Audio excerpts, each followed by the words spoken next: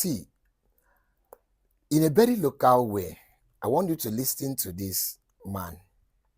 Listen to this man, but share this video. Let it get to as many as possible. Let this video touch you, because I keep telling people, I say, you see women, it's very difficult to defend a man that has been accused by a woman for sexual harassment. You know, they're easy. And they have that weapon and they know it works for them. Listen to this man. I did a video in this class some time ago, and I said I suffer from gynophobia. I naturally fear women. They're nice people, very wonderful people. But you must cultivate an attitude of relationship with them. I want to read from Sirach chapter 9, verse 9. Sirach chapter 9, verse 9. You can see Sirach in Roman Catholic Bibles and some ancient Bibles in some denominations. In Sirach chapter 9, verse 9, it says, do not, one, ever sit with a married woman. Do not ever sit with a married woman. And don't share meals or indulge in wine with her, since your soul might be attracted to her, and you might slip into destruction because of your passion. Do not ever sit with a married woman, and do not share meals or indulge in wine with her, since your soul might be attracted to her, and you might slip into destruction because of your passion. In 1 Thessalonians chapter 5, verse 22, it says, abstain or flee from any resemblance of iniquity. And Bishop Sam Oyede would say, lead me not into temptation is easier than deliver us from evil. And Dr. Apoki will say in Urobo language, kenomake is better than agerio. That is, give a distance from potential problems is better than please come and help me. Somebody help me. Now, the first case of sexual harassment really documented is between Joseph and Potiphar's wife. When the woman desired Joseph and Joseph refused to succumb, she attempted to grab Joseph, and Joseph fled and left his coat behind. Let me tell you something. This is a neutral discussion that somebody has requested I should do. But there are key principles. Number one, there are rules of engagement between married men and women. We just saw one. Do not sit close. Do not share a meal. Do not indulge in wine with her. So always give a gap between yourself and a woman. Because if she accuses you of anything, you are most likely going to be found guilty. I'll tell you a little story. My wife, I went to preach. Before I came back, my wife employed a personal assistant to her, a fair young lady, jeans trouser wearing lady. I was laughing. My wife would ask me, why are you laughing? I told her that the reason I am laughing is because either you trust me so much, or my village people have contacted you to spoil my name. So one day I was alone in the house and my wife had gone to work. I heard movement upstairs. Who is there? It's me, sir. What are you doing there? I'm cleaning the sitting room. Where is madam? Madam has gone to work. She told you to clean the sitting room? Yes. I went inside. I locked the door leading to the sitting room. Then I locked the door leading to the bedroom and I stayed inside. I have learned very early that if a woman accuses you, you are guilty until proven otherwise. And so try as much as possible to keep a distance between yourself and an unmarried lady and a married lady. Keep a distance. There were some pictures I took a few years, about a year or two back, and recently, and some other videos. One of them, people started misinterpreting it. When they saw the video I made, why I left my wife. They say, is it because of this girl? You left your wife. Wicked man. So, the truth of the matter is that people will always interpret things with what is in their mind. The next thing is that if you are a married man, make sure, even if you are not married, if you are relating with a female, let there be a chaperone. In the hospital in those days, if we were seeing patients, particularly female patients, ensure that a nurse is standing by. Because if you want to examine the upper portion of a woman, some of the women, their nipples will stand erect. If you are not careful, it might be misinterpreted. They just have their nipples stand erect.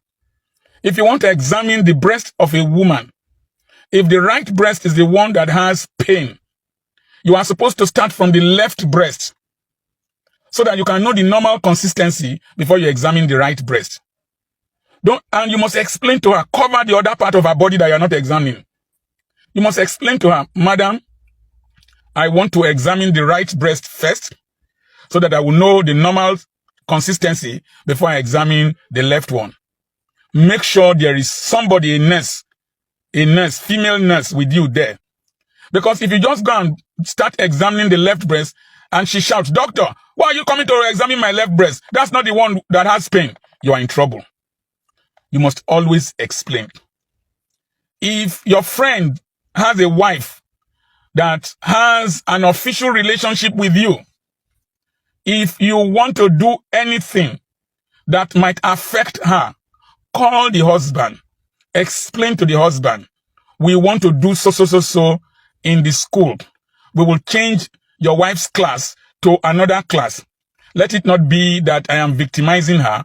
It is the new policy in the school. Your friend will understand.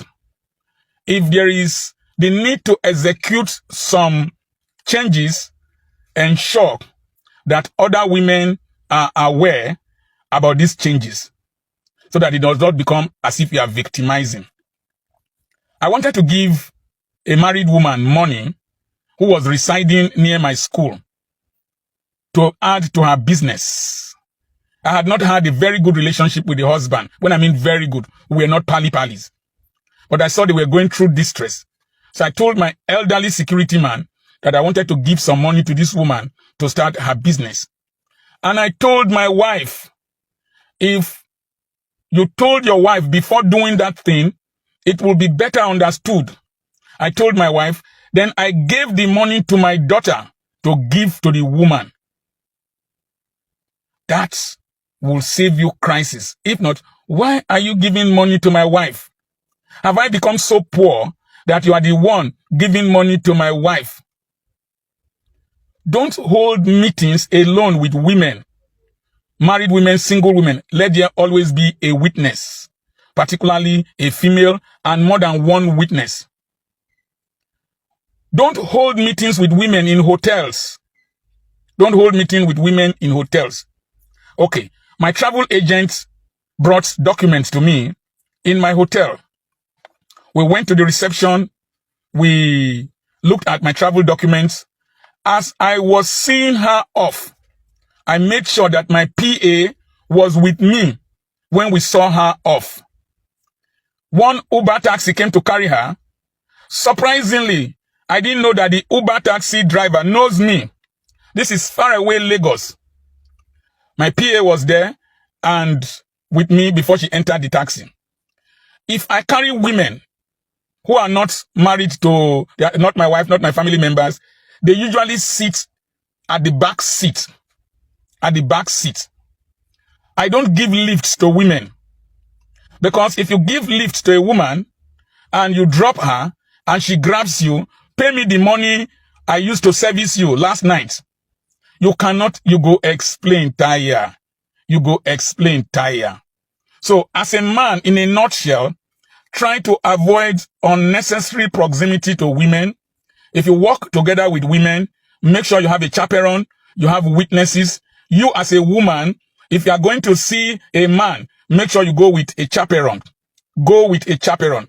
I have a female pastor who does that. She has somebody that always accompanies her.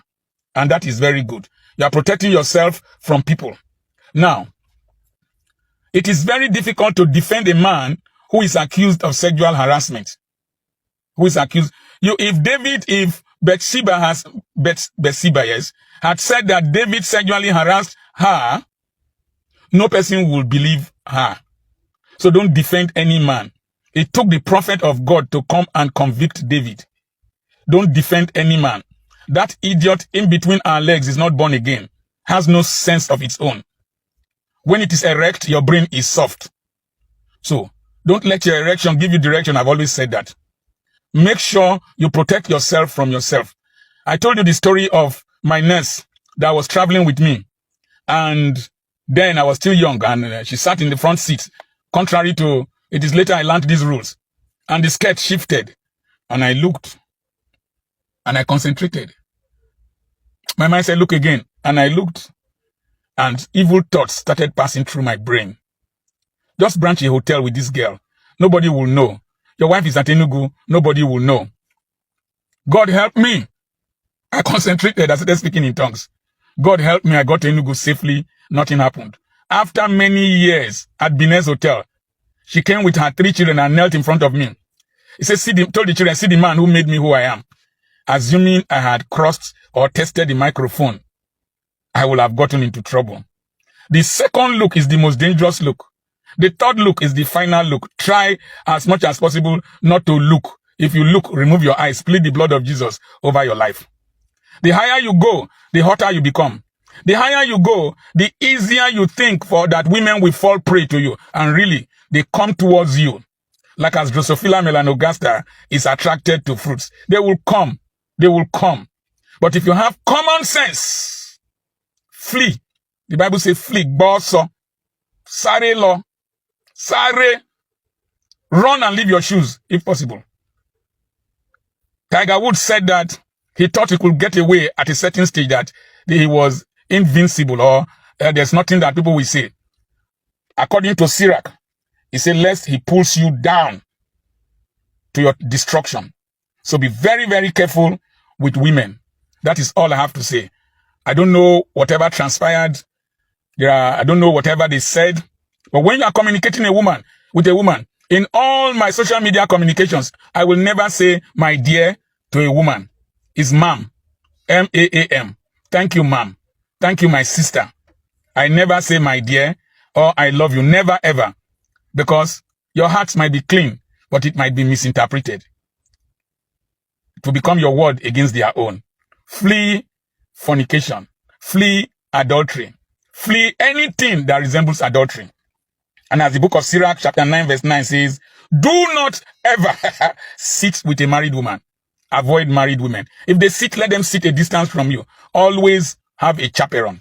Don't sit with her inside a room where people are not seeing you. This is what I have to say. I remain Dr. Charles Apoking. I have a webinar coming up on the 15th and on the 16th of 14th and 15th, Friday and Saturday of March. Send a message to +234 80 21 21 92 62. I hope I'm right with the dates. The admin will send you the flyer and it will register you. Also send a message to that same number +234 80 21 21 92 62 to register you for the webinar. Remember, lead me not into temptation. It's cheaper than deliver us from evil. God bless you.